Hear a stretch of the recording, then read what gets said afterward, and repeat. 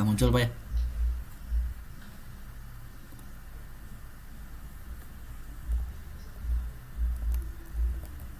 Sudah muncul Pak?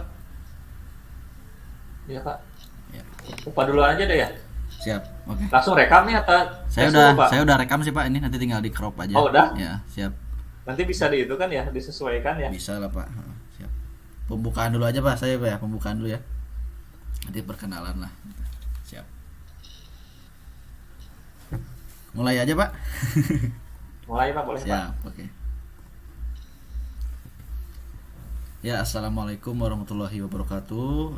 Selamat pagi, selamat sore, selamat malam bagi pendengar presentasi kali ini. Sebelumnya saya ucapkan terima kasih atas berkat rahmatnya presentasi ini dapat berjalan, dan terima kasih juga kepada dosen pengampu Bapak dosen audit asuran, itu Bapak Dr. Apriwandi, SE, MSc, AK, CE. Ya, untuk acara kali ini izinkan kami perkenalkan diri. Saya Leo Calvin dan rekan saya Pak Taufik Barkah. Ya, di sini kita akan mempresentasikan materi ke-6, yaitu tentang proses pengelolaan perikatan audit atas laporan. Yang mana poin-poin yang akan dijelaskan nanti adalah pentingnya surat perikatan audit atas laporan keuangan yang pertama. Yang kedua adalah tahap-tahap perikatan audit atas laporan keuangan. Dan yang ketiga adalah perumusan surat perikatan. Ya, kita mulai untuk pembahasan pertama. Di sini ada pentingnya surat perikatan audit. Perikatan adalah kesepakatan dua pihak untuk mengadakan suatu ikatan perjanjian. Surat perikatan audit atau engagement letter adalah surat persetujuan antara auditor dengan kliennya tentang syarat-syarat pekerjaan audit yang akan dilaksanakan oleh auditor.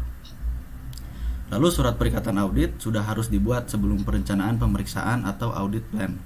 Disusun baik di klien maupun auditor berkepentingan untuk mengirim surat perikatan lebih baik sebelum dimulainya perikatan untuk menghindari salah paham berkenaan dengan perikatan yang dibuat.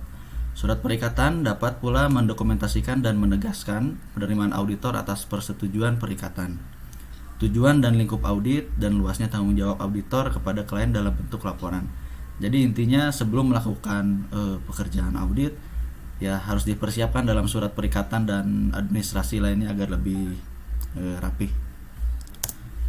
Dalam perikatan audit ini, klien memerlukan jasa audit, yaitu mengadakan suatu ikatan perjanjian dengan auditor. Dalam ikatan perjanjian tersebut, klien menyerahkan pekerjaan audit atas laporan keuangan kepada auditor, dan auditor sanggup untuk melaksanakan pekerjaan audit tersebut berdasarkan kompetensi dan profesionalnya. Jadi dalam sebuah perikatan audit ini sudah dipertimbangkan apakah auditor ini dan perusahaannya apakah berkenan dan dalam kesepakatan yang akan dijalin. Surat perikatan audit dibuat oleh auditor untuk kliennya yang berfungsi untuk mendokumentasikan dan menegaskan penerimaan auditor atas penunjukan oleh klien.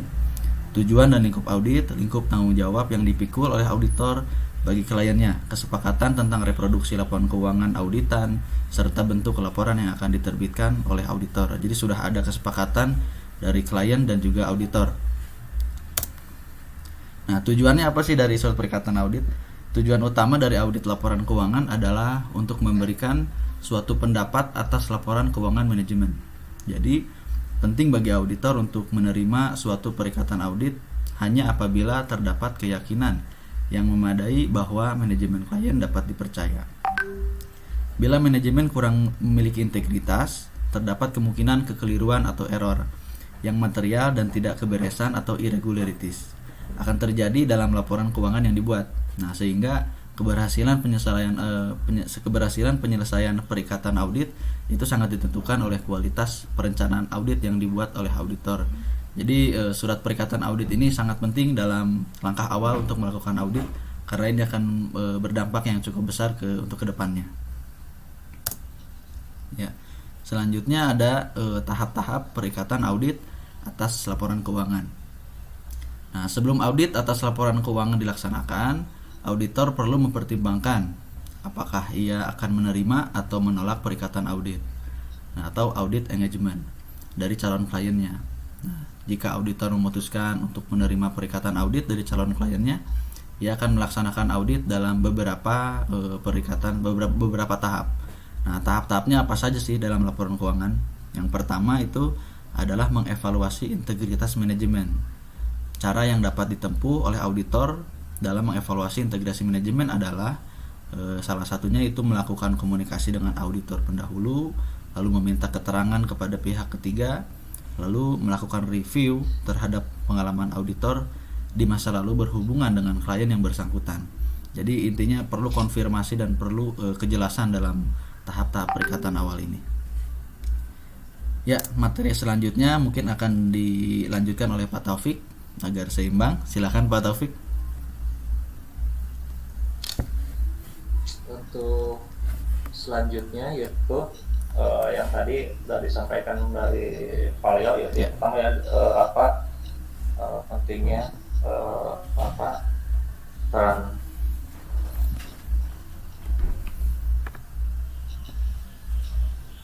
pentingnya surat perikatan audit, yang terus selanjutnya itu tahap perikatan audit atas laporan keuangan. Lanjutkan yang paling yaitu 2, mengidentifikasi keadaan khusus dan risiko luar biasa, berbagai faktor yang perlu dipertimbangkan oleh auditor tentang kondisi khusus dan risiko luar biasa yang mungkin berdampak terhadap penerimaan perikatan audit dari calon klien dapat diketahui dengan cara yang pertama itu mengidentifikasi pemakaian laporan audit, yang kedua mendapatkan informasi tentang stabilitas keuangan dan legal calon klien di masa depan, yang ketiga yaitu mengevaluasi kemungkinan dapat atau tidaknya laporan keuangan calon klien audit. Yang selanjutnya itu menentukan kompetensi untuk melaksanakan audit. Langkah-langkahnya yaitu mengidentifikasi anggota kunci tim. Selanjutnya itu mempertimbangkan perlunya mencari bantuan dari spesialis dalam pelaksanaan audit. Lanjut Pak. Yang keempat yaitu menilai independensi auditor. Pelaksanaan audit atas laporan keuangan harus dilakukan oleh orang yang kompeten dan independen. Kantor akuntan publik diharuskan untuk mengikuti beberapa praktik untuk meningkatkan independensi dari semua personelnya. 5 yaitu menentukan kemampuan untuk menggunakan kemahiran profesionalnya dalam kecermatan dan keseksamaan. Dalam mempertimbangkan penerimaan atau penolakan suatu perikatan audit, auditor harus mempertimbangkan apakah ia dapat melaksanakan audit dan menyusun laporan auditnya secara cermat dan seksama. Yang keenam yaitu membuat surat perikatan audit. Surat perikatan audit oleh auditor untuk klien yang berfungsi untuk mendokumentasikan dan menegaskan penerimaan auditor atas penunjukan klien. Selanjutnya itu perumusan surat perikatan. Jadi setelah tadi proses pentingnya perikatan audit dan tahap-tahap selanjutnya itu terkait perumusan perikatan audit. Surat perikatan audit ini berisikan perjanjian antara auditor dan pihak perusahaan. Hal tersebut untuk memperjelas tingkat tanggung jawab auditor.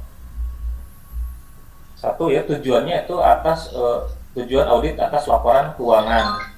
2, tanggung jawab manajemen atas laporan keuangan. 3, tanggung jawab auditor.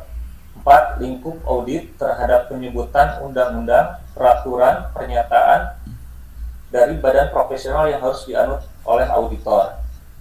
5 yaitu bentuk laporan atau bentuk komunikasi lain yang akan digunakan oleh auditor untuk menyampaikan hasil perikatan.